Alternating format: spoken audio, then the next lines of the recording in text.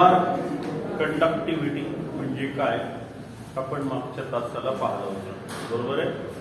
Molar conductivity of electrolyte lambda is equal to the ratio of conductivity of the electrolyte divided by concentration of the electrolyte mole per meter cube.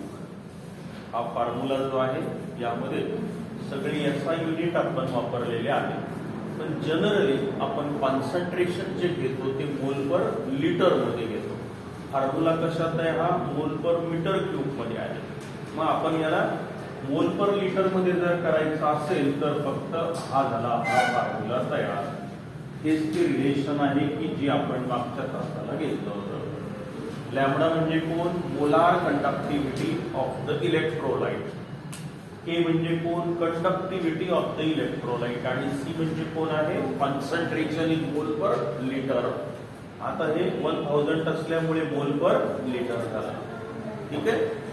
आता या molar कंडक्टिव्हिटीचं आणि कॉन्सन्ट्रेशनचं relation तुम्हाला इथे दिसतं आहे. Inverse relation आहे, reciprocal मध्ये आलंय की नाही. आता लॅम्बडा म्हणजे मोलार कंडक्टिव्हिटी आणि सी म्हणजे काय, कॉन्सन्ट्रेशन. आता आपल्याला पुढचा पॉइंट जे घ्यायचे आहे 2-4 त्याच्यावर तो कोलरॅन्सला आधारित आहे. तर what is the relation in between this molar conductivity of the electrolyte and concentration of the electrolyte. Inverse relation हे तुम्हाला दिसत आहे, बरोबर आहे. आता काही पॉइंट मी क्लिअर करतो, 2-4 पॉइंट सांगतो आहे. हे इलेक्ट्रोलाइट म्हणजे असा पदार्थ की जो पाण्यात टाकल्यावर त्याचे आयॉन तयार होतात. Sodium chloride electrolyte, copper sulphate electrolyte, नाही का. जेव्हा हे पदार्थ सॉलिड स्टेट मध्ये असतात तेव्हा हे आयॉन फ्री नसतात, त्यातून कंडक्टिव्हिटी आपल्याला दिसत नाही. हे आपण सॉलिड स्टेट मध्ये पण पाहिलं होतं, नाही का. हे इलेक्ट्रोलाइट फक्त एक तर मोल्टन स्टेट मध्ये कंडक्टिव्हिटी दाखवतात किंवा पाण्यात विरघळल्यानंतर, कारण सॉलिड स्टेट मध्ये यामध्ये आयॉन नसतात म्हणून कंडक्टिव्हिटी 0. पण जसं जसं आपण त्यात पाणी टाकलं, सोडियम क्लोराईड सॉलिड स्टेट मध्ये घ्या, कंडक्टिव्हिटी 0 दिसेल. आता मी त्यात पाणी टाकायला सुरुवात केली, पाण्यात टाकल्यानंतर त्याचे आयॉन तयार होतील, पॉझिटिव्ह निगेटिव्ह आयॉन, Na+Cl-. तुम्ही जसं जसं पाणी टाकाल तसं तसं डिसोसिएशन होत जाईल, आयॉनची संख्या वाढत जाईल आणि कंडक्टिव्हिटी पण वाढत जाईल. मग आता पहिला पॉइंट मी सांगतो, 4 पॉइंट सांगतोय जे समजतात की नाही पहा, तुम्हाला ते सोपे आहे. Conductivity of the electrolyte it depends on the number of positive and negative charges ions present in the solution. सगळ्यात महत्वाचा पहिला पॉइंट.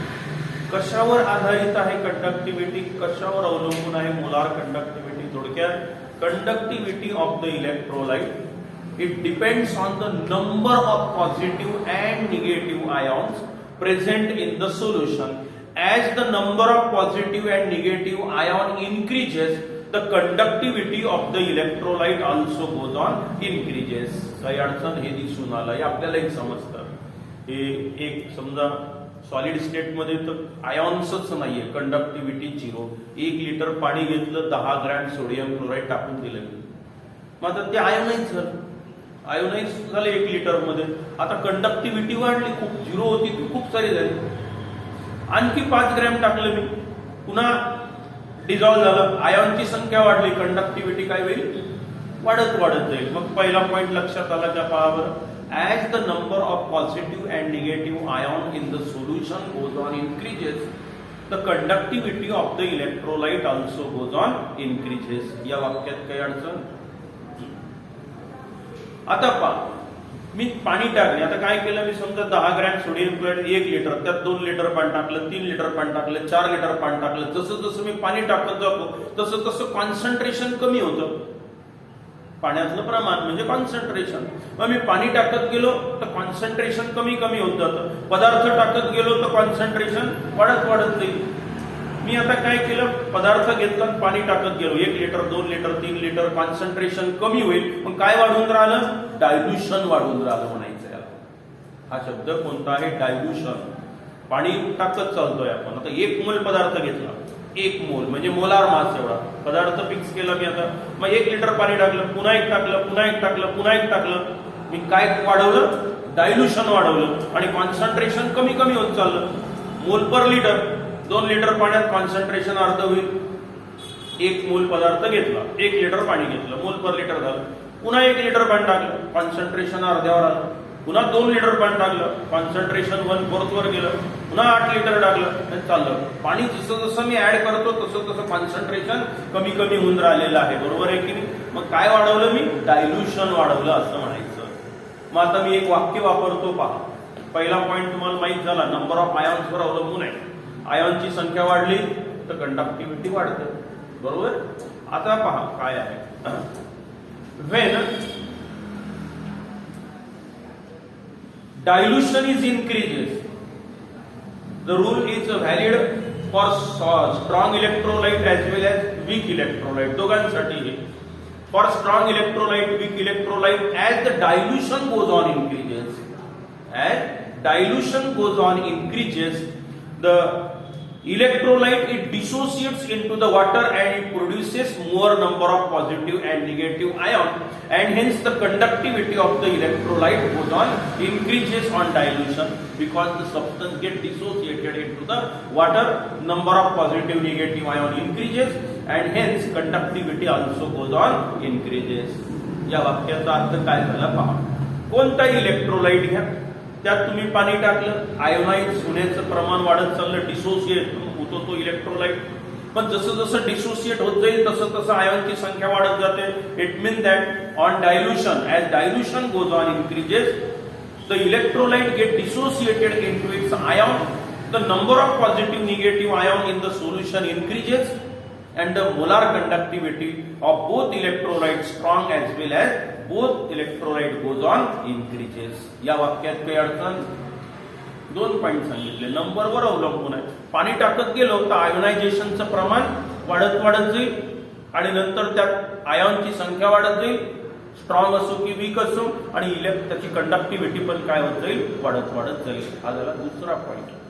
आता थोडं स्ट्रॉंग इलेक्ट्रोलाइट वीक इलेक्ट्रोलाइटचं बिहेवियर वेगळं आहे, जे 11वीत आपण घेतलं होतं. स्ट्रॉंग इलेक्ट्रोलाइट म्हणजे कोण? जो कम्प्लीट आयोनाइज होतो तो स्ट्रॉंग, जो कमी प्रमाणावर आयोनाइज होतो तो वीक. जसं सोडियम क्लोराईड हा स्ट्रॉंग इलेक्ट्रोलाइट आहे, कम्प्लीट आयोनाइज होतो पाण्यात टाकल्यानंतर Na+, आणि तेच जर आपण आता CH3COOH हे वीक ऍसिड आहे, हा वीक इलेक्ट्रोलाइट आहे, पाण्यात टाकल्यानंतर याचे आयन तयार होतात CH3COO- आणि H+. जसं जसं पाणी टाकाल तसं तसं डिसोसिएशन होत जातं, आयॉनची संख्या वाढत जाते आणि कंडक्टिव्हिटी पण वाढत जाते. आयॉनचे नंबर वाढले, कंडक्टिव्हिटी वाढत चालली. हे दोन्ही इलेक्ट्रोलाइटच्या बाबतीत सत्य आहे. आता एक डिग्री ऑफ डिसोसिएशन घेतलं होतं आपण. आयोनायझेशनचं प्रमाण हे पोस्ट वॉर डायल्युशनला 11वीत घेतलेलं आहे आपण. जसं जसं पाणी टाकत चालत तसं तसं डिसोसिएशन वाढत जातं, नंबर ऑफ आयॉन्स वाढत जाते. थोडक्यात तो वीक इलेक्ट्रोलाइट आहे. स्ट्रॉंग इलेक्ट्रोलाइटचं काय? थोडंसं पाणी टाकलं विरघळून जातो, पूर्णपणे 100% आयोनाइज होतो. वीक इलेक्ट्रोलाइटला आयोनाइज व्हायला खूप सारं वाटत लागेल, कारण जसं जसं डायल्युशन वाढत जातं तसं तसं आयोनायझेशनचं प्रमाण पण वाढत वाढत जाईल. आता स्ट्रॉंग इलेक्ट्रोलाइटच्या बाबतीत अगोदर बोलूया, मग वीक इलेक्ट्रोलाइटच्या बाबतीत बोलूया. हा पॉइंट अतिशय महत्वाचा आहे. तुम्हाला 2 पॉइंट माहिती झाले. एक तर मोलार कंडक्टिव्हिटी हे त्या इलेक्ट्रोलाइट मध्ये किती आयॉन्स आहेत त्यावर अवलंबून आहे. आयॉनची संख्या वाढली तर कंडक्टिव्हिटी वाढते. व्हेरी सिंपल, सगळ्याला समजतं. कंडक्टिव्हिटी म्हटलं एक बॉक्स घ्यायचा, वॉटर टाकायचं, त्या आयॉनची संख्या वाढली तर कंडक्टिव्हिटी वाढली. सरळ सरळ आहे. दुसरं पॉइंट आहे की आता सॉलिड जेव्हा असेल एखादा पदार्थ तेव्हा त्यात आयॉनची संख्या 0 असेल, आयॉन्स नाहीये सॉलिड स्टेट मध्ये. पाणी टाकल्यावर काय होतं? आयोनायझेशन, डिसोसिएशन व्हायला सुरुवात होते. म्हणजे जसं तुम्ही वॉटर ऍड कराल तसं तसं डिसोसिएशनचं प्रमाण वाढत जाईल, आयॉनची संख्या वाढत जाईल, कंडक्टिव्हिटी पण वाढत जाईल. हा होता दुसरा पॉइंट. आता स्ट्रॉंग इलेक्ट्रोलाइट आणि वीक इलेक्ट्रोलाइट मध्ये काय फरक पडतो ते एकदा सांगतोय. Now in case of strong electrolyte, as dilution goes on increases, म्हणजे वॉटर टाकून राहिलो मी आता, as dilution goes on increases the substance undergoes dissociation and produces the positive and negative ion. It means that its molar conductivity goes on increases very rapidly and it attains its maximum value. Such a value is called as a limiting value of molar conductivity, or it is the conductivity at infinite dilution or at zero concentration. 3 शब्द वापरले. आता हे काय झालं, काय प्रकार आहे बघा. मी काय केलं, 1 मोल इलेक्ट्रोलाइट घेतलं, सॉरी 100 ॲटम 100 मॉलिक्यूल घेतले NaCl चे. NaCl 100 मॉलिक्यूल सॉलिड स्टेट मध्ये 0 आयन्स, कंडक्टिव्हिटी 0. 1 लिटर पाणी घेतलं, कंप्लीट विरघळ 1 लिटर मध्ये 100 चे 100 विरघळून गेले. आता यात आयन किती आहेत, 100 पॉझिटिव्ह आहे 100 निगेटिव्ह आहे. आता याच्यात मी आणखी 1 लिटर पाणी टाकलं तर काही फरक पडणार आहे का? अजिबात नाही, कारण आयनची संख्या 100% आयन झालं ते 1 लिटर मध्ये. आयनची संख्या 100 आहे, पाणी टाकलं काही फायदा नाही, त्यात संख्या वाढली आयनची नाही. पुन्हा 1 लिटर पाणी टाकलं, पुन्हा नाही, कारण ती मॅक्झिमम व्हॅल्यू येऊन गेली. हे कोणाच्या बाबतीत घडतं? स्ट्रॉंग इलेक्ट्रोलाइटच्या बाबतीत काय प्रकार घडतो की as dilution goes on increases the conductivity also goes on increases, but it rapidly attain it's maximum value. कारण का, तो कम्प्लीट आयोनाइज होतो. 1 लिटर 2 लिटर पाण्यामध्ये काय होईल, 1 मोल पदार्थ घेतला, 1 लिटर पाण्यात कम्प्लीट विरघळला, त्यात आयनची संख्या फिक्स झाली. अवॅगॅड्रोज नंबर एवढे पॉझिटिव्ह, अवॅगॅड्रोज नंबर एवढेच निगेटिव्ह. आता त्यात तुम्ही किती डायल्युशन केलं, त्याला टाकले पाणी 2 लिटर 4 लिटर 5 लिटर, संख्या बदलली का तुमची? नाही, जेवढी तेवढीच आहे. म्हणजे मॅक्झिमम व्हॅल्यू तुमची फार लवकर मिळते लिटर 2 लिटर मध्ये. मग पाणी जरी टाकलं, तुम्ही कितीही टाका, तर तुम्ही ड्रम भर जरी पाणी आणून टाकलं तर ती मॅक्झिमम व्हॅल्यू जी आहे ती कॉन्स्टंट राहील, ती बदलणार नाही. कोणाच्या बाबतीत बोलतोय मी? हे स्ट्रॉंग इलेक्ट्रोलाइटच्या बाबतीत. मग माझं तिसरं वाक्य होतं आता हे, for strong electrolyte as dilution goes on increases the conductivity of the electrolyte also goes on increases, but rapidly it attain it's maximum value. ताबडतोब, म्हणजे थोडंसं लिटर 2 लिटर पाणी टाकल्याबरोबर त्याची मॅक्झिमम व्हॅल्यू येऊन जाते. त्याच्यानंतर डायल्युशन केल्यावर व्हॅल्यू वाढत नाही, कारण का ती त्याची लिमिटिंग व्हॅल्यू आहे. जेवढे आयन होते ते सगळेच्या सगळे टाकून राहिले कंडक्टिव्हिटी. मग याला त्यांनी काय नाव दिलं, आता याला म्हणायचं molar conductivity at infinite dilution. Litre भर 2 लिटर 10 लिटर ड्रम भर जरी पाणी टाकलं तर बदलते का? व्हॅल्यू नाही. मग याला काय म्हणायचं? Molar conductivity at infinite dilution और 0 कॉन्सन्ट्रेशन म्हटलं तरी चालतं. कोणी कोणी त्याला 0 कॉन्सन्ट्रेशन म्हणतं. एवढं पाणी टाकून दिलं, पण ती व्हॅल्यू जी आहे ती फिक्स आहे आता, कारण ती वाढतच नाही. ती आयनच्या संख्येवर अवलंबून आहे, संख्या बदलत नाही, व्हॅल्यू बदलणार नाही. मग याला त्यांनी लिमिटिंग व्हॅल्यू, ही मॅक्झिमम लिमिट आहे. सगळ्यात एक शब्द महत्वाचा आता कोणता? This is the limiting value of molar conductivity and it is denoted by lambda 0. काय म्हणायचं त्याला? Limiting value of molar conductivity. ही त्या इलेक्ट्रोलाइटची मॅक्झिमम व्हॅल्यू आहे. सोडियम क्लोराईडची 52 ती वाढणारच नाही. आता किती पण टाका तुम्ही, कारण का 1 मोल पदार्थ तुम्ही घेतला म्हणजे मोलार कंडक्टिव्हिटी. 1 मोल पदार्थ घेतला 10 लिटर मध्ये पूर्ण विरघळलेला आहे, 100 लिटर टाकलं तरी ती आयनची संख्या वाढणार नाही, मोलार कंडक्टिव्हिटी कॉन्स्टंट राहील. मग याला काय म्हणायचं? लॅम्बडा 0 म्हणजे मोलार कंडक्टिव्हिटी ऍट 0 कॉन्सन्ट्रेशन किंवा limiting value of molar conductivity, किंवा याला म्हणायचं molar conductivity at infinite dilution. खूप सारं डायल्युशन केल्यानंतर मिळालेली व्हॅल्यू, तिची बदलत नाही, ती फिक्स आहे. चालेल. आता वीक इलेक्ट्रोलाइट कडे आपण जाऊया. वीक इलेक्ट्रोलाइटचं तसं नाही. तुम्ही 1 लिटर पाणी घेतलं, 1 मोल ऍसिटिक ऍसिड टाकलं, थोड्याफार प्रमाणात आयोनाइज झाला 5%. पुन्हा 1 लिटर पाणी टाकलं, तो आणखी 5% आयोनाइज होईल.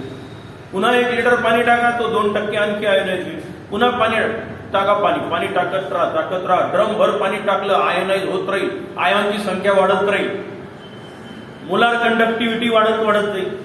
कोणाच्या बाबतीत? वीक इलेक्ट्रोलाइट, कारण तो लवकर आयोनाइज होत नाही. त्याला आयोनाइज व्हायला होऊ शकतं 1 टँकर पाणी पण पुरणार नाही. म्हणजे स्ट्रॉंग इलेक्ट्रोलाइटची लिमिटिंग व्हॅल्यू फार लवकर येते, पण वीक इलेक्ट्रोलाइटची लिमिटिंग व्हॅल्यू येतच नाही, जवळजवळ येतच नाही म्हणा. कारण तुम्ही ट्रक जरी म्हणजे टँकर ओढून जरी पाणी टाकलं तर होऊ शकतं त्यातला 4% अजून अनआयोनाइज आहे. पुन्हा दुसरं टँकर टाकलं, होऊ शकतं त्यातले आणखी काही 1% आयोनाइज होईल. म्हणजे वीक इलेक्ट्रोलाइटची लिमिटिंग व्हॅल्यू काढता येत नाही, कारण त्याच्यासाठी खूप सारं वॉटर टाकावं लागेल आणि तेवढं टाकूनही तो कम्प्लीट आयोनाइज होईल की नाही सांगता येत नाही. आणि म्हणून limiting value of weak electrolyte, limiting value of molar conductivity of weak electrolyte cannot be calculated directly. कोणाची काढता येते? स्ट्रॉंग इलेक्ट्रोलाइटची लिटर भर मध्येच काढता येते, पण वीक इलेक्ट्रोलाइटची काढता येते. अरे मस्त, मला कोण असून राहिला, कुठे कुठे भेटला? बरोबर, वापरले दाखवताना नाही का सांगून.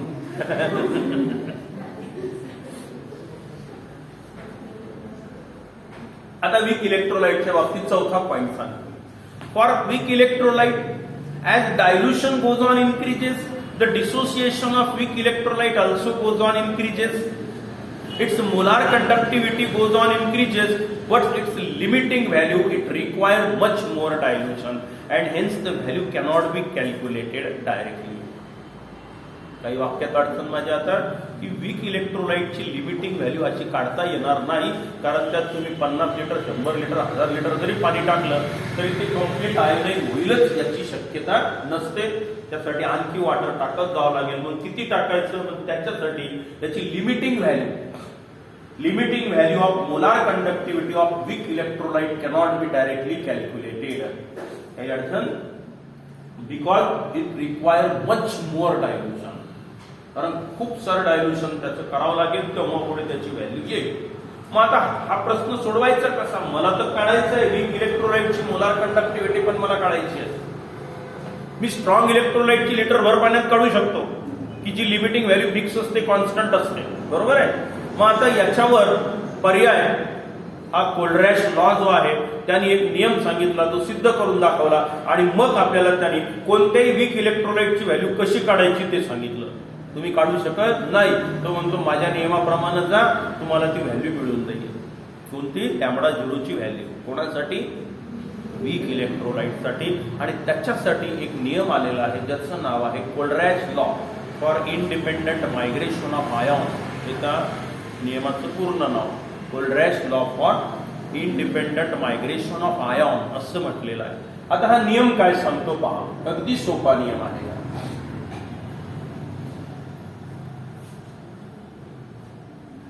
अर्थ समजावून घेऊ म्हणजे नियमाचं स्टेटमेंट समजेल, तसं ते समजणार नाही. आता स्ट्रॉंग इलेक्ट्रोलाइटची लिमिटिंग व्हॅल्यू काढता येते आपल्याला. So limiting value of strong electrolyte NaCl. समजा NaCl हे कशामुळे आलेलं असेल? आता lambda zero of Na plus plus lambda zero of Cl minus. Limiting value sodium क्लोराईडची लॅम्बडा झिरो व्हॅल्यू काढता येते.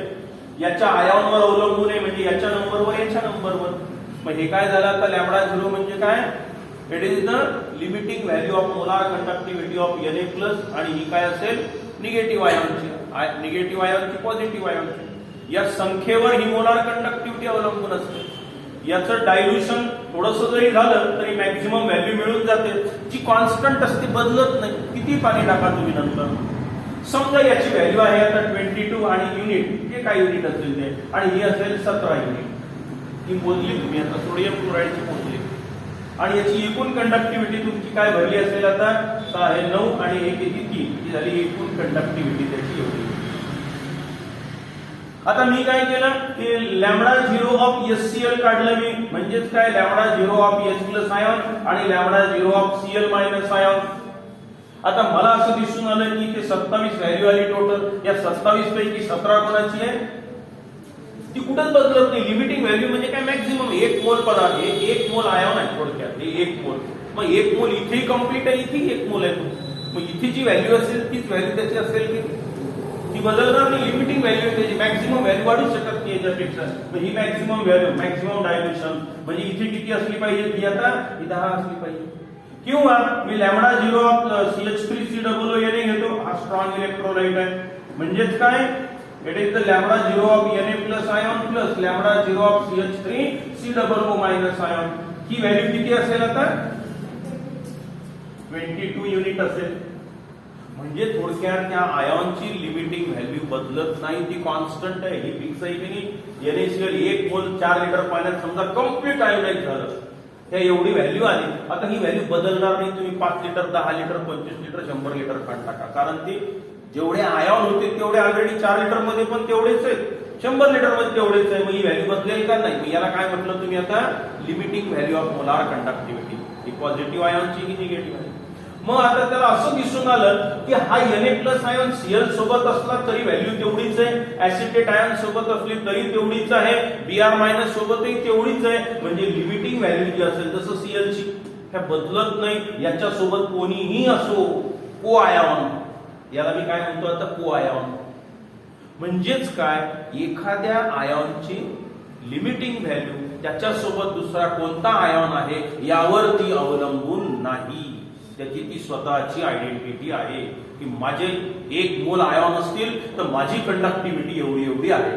जसं Na+ म्हणतो माझी 17 आहे, मग तो कोणासोबत HCl मध्ये असेल तर Cl ची 17 भरेल, NaCl मध्ये 17 भरेल, बरोबर आहे. कॅल्शियम क्लोराईड मध्ये ती तेवढीच भरेल. कुठे जिथे 1 मोल तुम्ही Cl- आयन असतील तिथे त्याची व्हॅल्यू कधीच बदलणार नाही. मग याचाच नेमका फायदा त्या कोलरॅशने घेतला, एक नियम तयार केला आणि वीक इलेक्ट्रोलाइटचं कसं काढायचं हे आपल्याला सांगितलं. मग ते काय सांगितलं नियम पाहताना आता, ऍट इन्फानाइट डायल्युशन म्हणजे limiting value, at infinite dilution the molar conductivity of ion is independent on its co ion. The molar at infinite dilution म्हणजे लॅम्बडा 0, बरोबर आहे. At infinite dilution the molar conductivity of each ion is independent on its co ion. Independent अवलंबून नाही.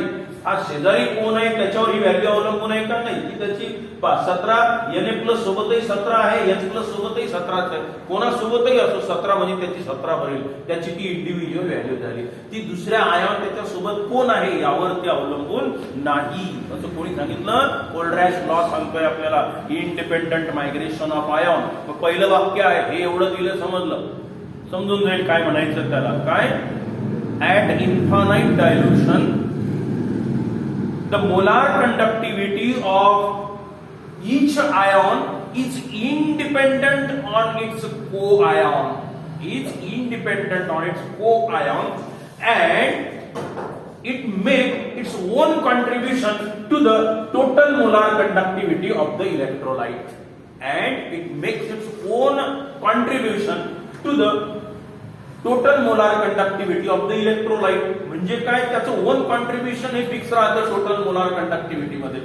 Independent on को ion, कोण ion, को ion कोण आहे, पण याची आयडेंटिटी 17 या टोटल मोलार कडे 39 मध्ये 17 याचा राहील पहा. इथेही पहा, इथे समजा आता हा जर 17 असेल तर इथे पण टोटल मोलार कंडक्टिव्हिटी मध्ये त्याची व्हॅल्यू किती राहते, आता 17च राहते, ती बदलत नाही. कुठेही कोणताही ह्या 17च राहील. इथे या 27 मध्ये 17चा रोल Cl- आहे, 39 मध्ये 17चा रोल कोणाचा आहे.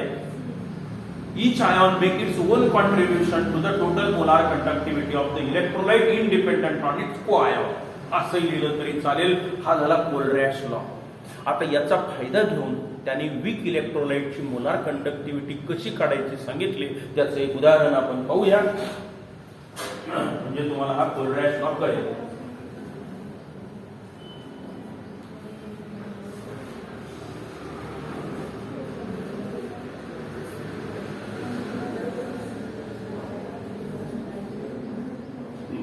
आता आपल्याला हे काढायचं आहे λ0 व्हॅल्यू ऑफ CH3COOH. हे वीक ऍसिड आहे की नाही. आता याचं लिमिटिंग व्हॅल्यू काढता येत नाही आपल्याला, कारण याच्यासाठी 4 टँकर पाणी जरी तुम्ही टाकलं तरी तो कम्प्लीट आयोनाइज होणार नाही. पण याची लिमिटिंग व्हॅल्यू काढण्यासाठी या आपल्याला कोलरॅशने फार सुंदर नियम सांगितला, त्याचा फायदा घेऊन हे तुम्ही काढू शकता. हे काय राहील आता ऍक्च्युअली कागदोपत्री, इंडिपेंडंट आयननुसार limiting value of H+ ion plus limiting value of acetate ion राहील की नाही. हे मग आता हे स्ट्रॉंग इलेक्ट्रोलाइट मधून ही व्हॅल्यू मी गोळा करतो, इथे किंमत टाकून देतो. Very simple. मग आता काय केलं पहा त्याने. So λ0 of CH3COOH is equal to λ0 value of CH3COONA sodium acetate strong electrolyte plus λ0 value of HCl minus λ0 value of NaCl. समजा हे असं केलं. त्याने आता हे 3 इलेक्ट्रोलाइट घेतले. तिघांची मोजता येते, याची मोजता येते, कारण हा स्ट्रॉंग आहे, हा स्ट्रॉंग आहे, हा स्ट्रॉंग आहे, या व्हॅल्यू त्यांनी काढल्या. आता पहा काय झालं, आणि हा बेरीज केली दोघांची, त्याच्यातून ते वजा करून टाकलं. आता पहा आपल्या त्या नियमाचा फायदा घेऊन त्यांनी उत्तर जे काढलं तीच त्याची फायनल व्हॅल्यू असेल. That is lambda zero of CH3COOH is equal to lambda zero याची काय असेल आता lambda zero of CH3COO minus ion plus lambda zero of Na plus ion. Limiting value independent of co ion plus lambda zero of H plus ion plus lambda zero of Cl minus ion. याला ionize केलं दोघांची बेरीज म्हणजे ही value minus lambda zero of Na plus bracket मध्ये पुन्हा minus lambda zero of Cl minus bracket मध्ये ही minus sign इथे टाकून द्या. पहा हे मायनस दोघांसाठी पण आहे ना, तेही मायनस झालं तेही मायनस झालं. आता याचा परिणाम काय झाला पहा, आपोआपच यातलं कोण कॅन्सल झालं, हा Na plus minus Na plus याचा रोल संपला, काहीच नाही. ही जेवढी व्हॅल्यू असेल तेवढीच ही असेल. आता शिल्लक काय झालं पहा, CH3COOH is equal to lambda zero of CH3COO minus plus lambda zero of AH plus. हा इक्वेशन नंबर 1. हे सारखंच आहे. आलं की नियम झाला भाऊ सिद्ध. म्हणजे त्यांनी काय केलं, ऍसिटिक ऍसिडची काढता येत नाही, या तिघांची मोजली, पण बेरीज करा ती वजाबाकी करा. कारण आपल्या नियमानुसार ही व्हॅल्यू त्यांनी कुठून घेतली, ह्या इथून घेतली, स्ट्रॉंग इलेक्ट्रोलाइट मधून घेतली. ही व्हॅल्यू इथेही तेवढीच आहे, इथेही तेवढीच राहणार आहे. आणि H प्लस ची व्हॅल्यू HCl मधून घेतली. आलं उत्तर त्याचं. याला म्हटलेलं आहे Kohlrausch law of independent migration of ion. हे स्टेटमेंट आणि हा त्याचा पुरावा. तर इथे हे प्रकरण आपलं संपलं. संपूर्ण पॉइंट आपण घेतले. काही प्रॉब्लेम वगैरे असतील तर मी पाहतो.